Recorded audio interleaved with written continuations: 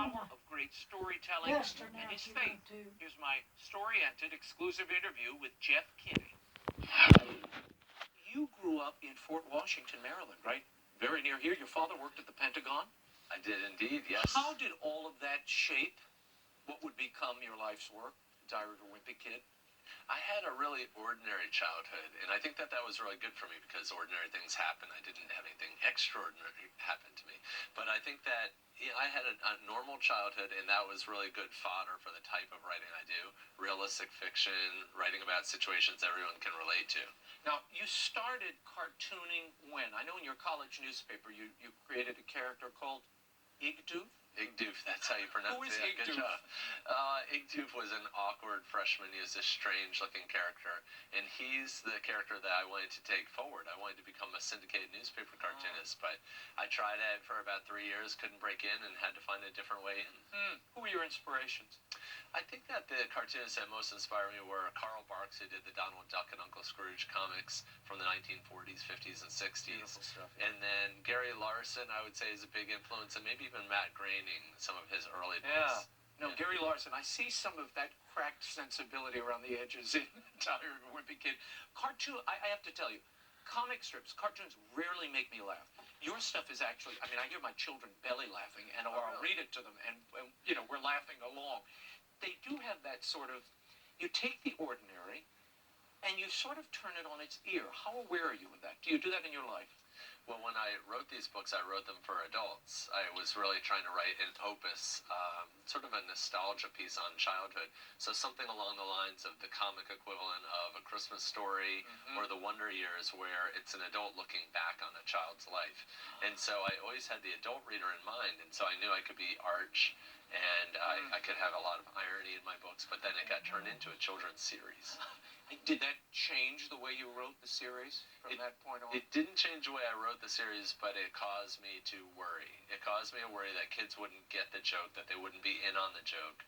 And I found that kids are in on the joke. After they get to a certain age. My then 7-year-old read some of my books and didn't get them. He couldn't figure out why they were supposed to be funny. And then when he turned 8, he read the same stuff, and I quizzed him. I said, "Do you get this? Why is this funny?" And he could explain it to me, but he got really frustrated when he couldn't.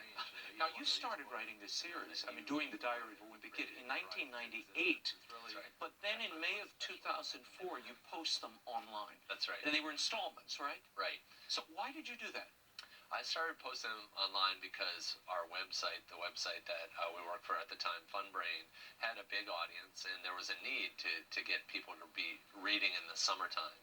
And so I thought it was a great opportunity for me to start putting together what I had written and start posting it. It just predated blogs, so that was kind of a novel idea at the time, which was posting something new every day and having an eager audience. What was the genesis of Greg Heffley? And is there any connection between Greg Heffley and Jeff Kinney? Well, I think you can hear it right in the names. If you put one name on top of the other, right? The meter is there. And that's about as close as Greg gets to me, is that the meter is there, but the specifics aren't. Greg is really an exaggerated version of myself. He's very flawed. He's got my flaws, but they're a little bit amplified. And in some cases, my flaws are deeper than Greg's. Tell me about Pop Tropica. Pop Tropica. Where did that come from? Well, you said it with an accent. I know. I'm giving it a little Latin flair. Right? Yeah. Pop Tropica was an idea I had when I was mowing my lawn. This idea that you would go on a virtual world, into a virtual world, and go on different islands and have different experiences and quests. Something really unique and unusual, and it's gotten a huge audience, hundreds and hundreds of millions of kids. It's an enormous, and of course, but there's a tie-in between Greg and the Diary of a Wimpy Kid. He's got his own world and multiple islands, yes? Right, yeah, you've done your homework. Well, I don't do my homework. I look over the shoulders of some of your 100 million fans who are going on the site.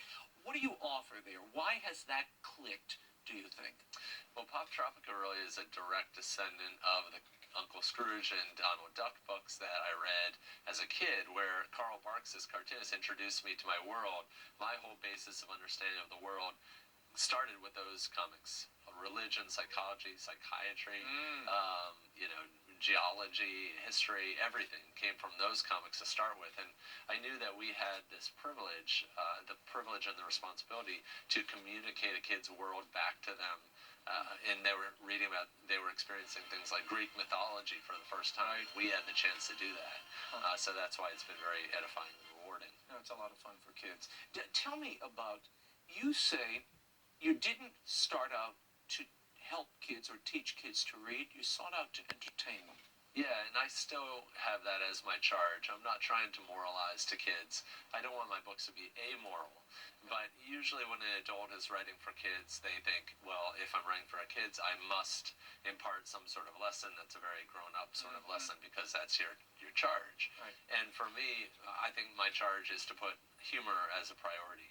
And if you moralize to kids, especially writing for this age group, they can sniff it out, and they will, and then they'll be turned off to it. So run away from you. yeah, I like the message that reading is fun. That's a good enough message for me. That's enough for you. How do you start? When you start a new book, where do you begin? Do you isolate a moment in your life or in the lives of your children? Where does the germ originate? I start with jokes. I know from experience I need 350 jokes to create one book. So I spend a lot of time just walking and experiencing life in different ways to try and get my brain working. I know the ideas are in there. I just have to figure out how to get them out. And this year I had a really unique experience. I knew I needed to get away to write, and I didn't know where I was going to go. So I literally went to the airport packed for a warmer climate. It was in the middle of the winter. And so I was packed for Florida. I live in Massachusetts. And then I changed my mind at the last second. I got the last ticket to Iceland.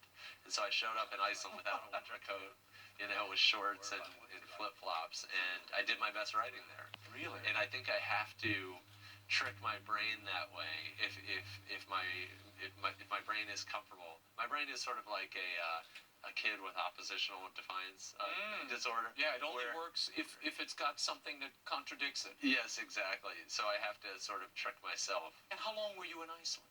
I was in Iceland for 5 days, and it was the best writing I did this year. And you wrote the whole book? You didn't write the whole book there. No, you but kind of framed it up. Yeah, I generated probably 70 out of the 350 ideas, which is significant. Wow. Now, this is a book we should say. It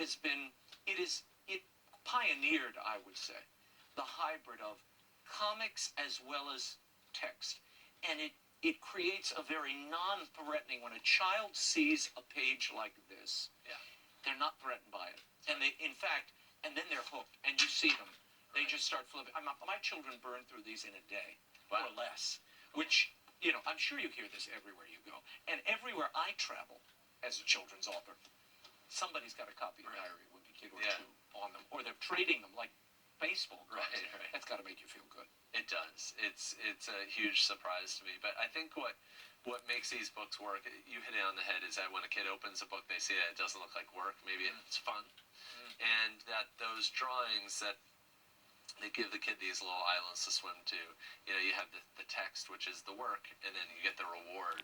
And I think that's very effective. It's a good way to motivate kids to read. But you stumbled into it. That wasn't the initial idea. It definitely wasn't. That's been a discovery after the fact. Now, these books have been translated into Latin and hundreds of other languages, but Latin. Yeah. Presented to the Pope. Yes. As a Catholic, that's going to make you feel pretty good. It was pretty cool.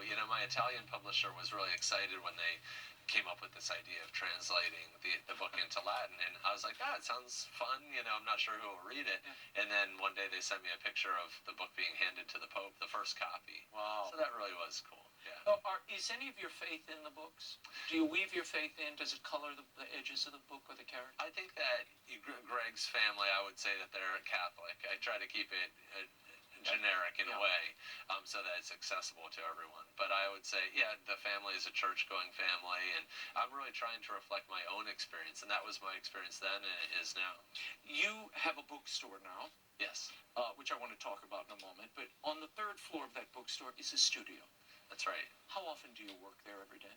I work there every day from about January until May, and then I go into seclusion all the way until December. And then I'll return back to the bookstore. Now, I want you to back up. What do you do when you're there on the third floor? Are you working on your books there, or are you working the bookstore? I work on. I answer emails and work with my bookstore staff and my own smaller staff there. But when I need to write and really write, I need to be by myself. You're secluded. Yes. And where do you go for that? I have a very strange situation. We have a normal size house, sort of a modest size house, and next to it is a slightly smaller house. I work there, and it's a studio space. I've had my 2 employees work there, and then we have guests stay there. So it's really well used. But the really strange thing is that we had the house next to that, a neighbor's house, last summer was hit by a small plane. Oh my God! In our neighborhood, and so the people who lived inside of that house were all safe, and they moved out into my studio house. So I lost the studio house for about a year, and I've just gotten it back now. Now it's back. But that's where you do the writing, the majority of the writing and the sketching for this. Yes, that's correct. Wow, 180 million copies in print, 50 languages. Did you ever think this series would do what it's done and reach the people, the children it has? I never thought that I'd get the book published, on the one hand. On the other hand, Greg starts off this book saying, one day when I'm rich and famous, I won't have to answer these stupid questions. And I think that there is that very American feeling. Well, one day when I'm president, And so what I found when I go out into the world is that other publisher or media types, interviewers say, now why would Greg say one day when I'm rich and famous? And I've really realized that is a very American kind of attitude, and that's surprised me. I thought every kid thought, well, one day I'll be the leader, Yeah, that's right. Well, I think they all do. You have special insight to kids too. I think you're you're on their wavelength, because there are things here that frankly a lot of adults have lost touch with. Right. You are obviously very clued into, and I see the reaction among children. They recognize it. What do you see when you look at these books? When you see them on the shelf and you see kids reading them, and what are they seeing? That's a good question. What I see is a book that I might have liked to have encountered, because it's going to give me perspective on my own life. It might have helped me through some bad situations, and it might have taught me to laugh at myself. And I think humor is tragedy plus time, and these embarrassing things and these awful things happen to all of us, but I've packaged it in a way that I think is accessible for kids. So it takes you about half a year to write one of these books. That's right. Do you ever get the feeling, here's the Conan Doyle question, is there any moment where you say, you know what, I'm going to push Greg off of Reichenbach Falls. I'm not doing another. This is it. He's going to go off to college, and I'm closing the door. Yeah, I've thought about that, but I have come to the conclusion, in fact, this book is called Double Down, because that's my state of mind. What I've realized is that Greg is rooted more in comics than he is in literature. And cartoon characters have an undetermined lifespan. Charles Schultz's creations lasted for 50 years. Right. And sometimes cartoons die too soon. Calvin and Hobbes did. The Far Side did. And when a comic goes away, it leaves a hole in people's lives. So I think you can't take